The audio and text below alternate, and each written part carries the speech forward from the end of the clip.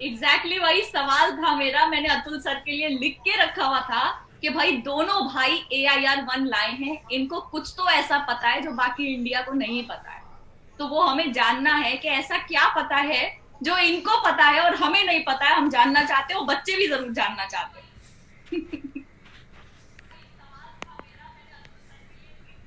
अभी मुझे अपनी आवाज खुद आ रही है।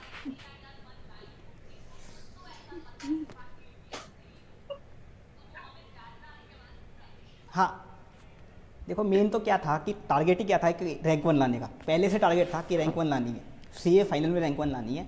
ऐसा फाउंडेशन में और इंटर में टारगेट नहीं था, क्योंकि फाउंडेशन और इंटर में ऐसा लगता था कि पास हो जाएं। तो सीए फाइनल में रैंक वन लानी है, ऐसा टारगेट पहले से डिसाइड कर रखा था। अब डिसाइड कर रखा था तो फिर मैंने क्या किया, इंटर की जब हमने कॉपी मंगवाई ना, सर्टिफाइड कॉपी, तो पता चला कहाँ कहाँ गलतियाँ करी। इंटर में जैसे मेरी भी रैंक थी, अजय की भी रैंक थी। हाँ। तो फिर पता चला कि इंस्टीट्यूट क्या चाहता है, इंस्टीट्यूट को क्या चाहिए। इंस्टीट्यूट में जो चेकर होते हैं वो ऐसे ही होते हैं हवा में, उनको कुछ ज्ञान नहीं होता, बिल्कुल ज्ञान नहीं होता उनको। वो क्या करते हैं, उनको जो सजेस्टेड आंसर दिया जाता है, सजेस्टेड आंसर, उसको वो एज इट इज़ मैच करते हैं। मतलब उसमें जो कीवर्ड्स जो वर्ड हैं एज इट इज़ मैच करेंगे। जैसे ऑडिट में मान लो, ऑडिट में लिखा हुआ है मटेरियल मिस स्टेटमेंट, अपन ने मटेरियल मिस स्टेटमेंट लिखा तो ही मार्क्स देंगे। आपने उसको चलो दूसरी लैंग्वेज में लिख दिया तो मार्क्स नहीं मिलेंगे। तो ये चीज़ मुझे पता चली जब मैंने इंटर की कॉपी देखी मेरी, क्योंकि इंटर में भी मेरी रैंक वन आ सकती थी। मेरी एक गड़बड़ी हो गई थी ऑडिट में। ऑडिट में मैंने किसी और की बुक पढ़ ली और मैंने थोड़ा सा सिंपल लैंग्वेज यूज़ कर लिया, और ऑडिट में मेरे मार्क्स आए थे 48 मार्क्स आए थे मेरे। और फिर मेरी 23rd रैंक थी। अगर ऑडिट में मेरे उस टाइम पे 65 मार्क्स आ जाते तो रैंक वन आ जाती। तो ये गलती मुझे पता चली। फिर पता था कि इंस्टीट्यूट का हल क्या है, इंस्टीट्यूट का हल क्या है कि इंस्टीट्यूट कैसे मार्क्स देता है। मुझे पूरा पूरा पता चल गया कि इंस्टीट्यूट क्या करता है, कॉपी पेस्ट करता है। ज़्यादातर पेपर कॉपी पेस्ट करता है। कॉपी पेस्ट मेनली अपने मटेरियल से कॉपी पेस्ट करता है, कहीं और से कॉपी पेस्ट नहीं करता। दो तीन पेपर तो ऐसे बनाता है जो पूरे के पूरे पीएम से या एसएम से क्वेश्चन दे देता है, पीएम एसएम या आरटीपी एमटीपी वगैरह से क्वेश्चन दे देता है। या कुछ पेपर में क्या करता है इंस्टीट्यूट, एक पेपर ऐसा बनाता है जो हमेशा आउट ऑफ बॉक्स देता है। आउट ऑफ बॉक्स मतलब 30-40 मार्क्स का कॉपी पेस्ट देता है और 80 मार्क्स का पेपर नया नया, मतलब किसी की बुक से नहीं आता, थोड़े से न्यू क्वेश्चन दे देता है या पीएम के क्वेश्चन को थोड़ा चेंज कर देता है। ये सब पता चल चुका था मुझे कि क्या क्या इंस्टीट्यूट खेलता है। तो ये चीज़ें पता चल चुकी थी। इसके अलावा पता था कि एग्जामिनर क्या होते हैं, वहाँ के कैसे चेकिंग करते हैं। उनको बस वो वर्ड लिखा हुआ मिल जाए तो ठीक है, नहीं तो मार्क्स नहीं मिलेंगे। फिर पता चला था कि वहाँ राइटिंग के मार्क्स नहीं होते, फॉर्मेट वगैरह बनाने के मार्क्स नहीं होते। ये सब चीज़ें मुझे पता चल चुकी थी।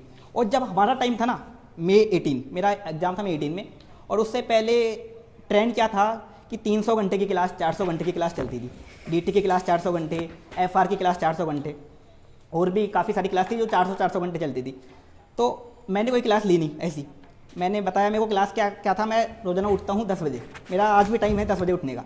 10 से पहले मैं कभी उठता नहीं। 10-11 बजे मेरा उठने का टाइम है, और सोने का टाइम मेरा हमेशा रहता है 4-5 बजे का। तो क्लास पहले क्या होती थी, सुबह 6 बजे चलती थी, सुबह 6 बजे क्लास चलती थी। अब क्लास लेना मेरे लिए पॉसिबल था ही नहीं कभी भी, क्योंकि सुबह 6 बजे मैं उठ के क्लास लूँ सुबह 6 से 10, तो मैं सो नहीं पाऊँगा कभी, क्योंकि मेरा टाइम ही ऐसा है 4 बजे सोने का और 10 साढ़े 10 बजे उठ के तैयार होने का। तो फिर आर्टिकलशिप हो जाती थी 11 बजे से, 11 बजे से आर्टिकलशिप हो जाती थी। तो इस कारण मैंने क्लास ली नहीं, और यही मेरा बेनिफिट हुआ सबसे ज़्यादा कि अगर मैं क्लास ले लेता ना तो शायद पास भी नहीं हो पाता।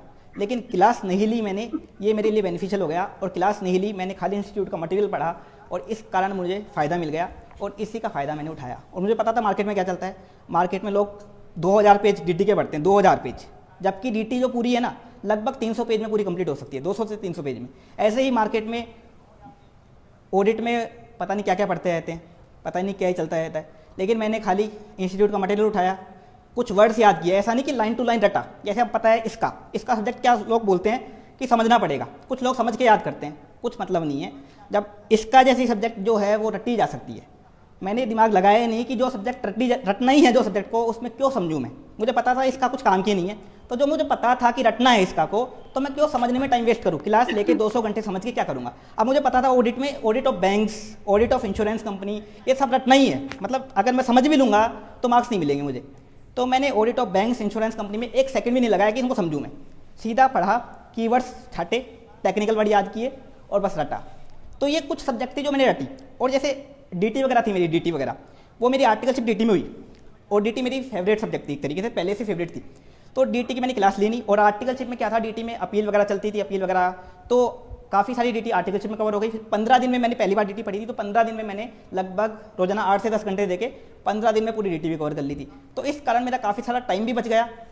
और सबसे मेन मैंने क्या किया, पहले एनालिसिस किया। पहले मैंने एनालिसिस किया, मतलब पढ़ाई बाद में करी।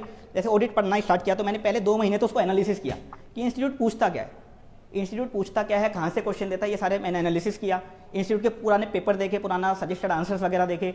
इसके अलावा ऐसे की जैसे ऐसे की एक बुक आती है ऑडिट प्रोनाउंसमेंट, शायद 2-3 हज़ार पेज की बुक आती है, अभिषेक सर को पता होगा, तो वो पढ़ना पॉसिबल था नहीं। मिलता रद्दी में बेचने का 2 रुपया, मेरे सारे तो बच्चों मैंने को क्या दिखा किया, ऐसे में मैं क्या किया, क्वेश्चन छाटे इंस्टीट्यूट के, उन क्वेश्चन से मैंने ऐसे के नोट्स बनाए।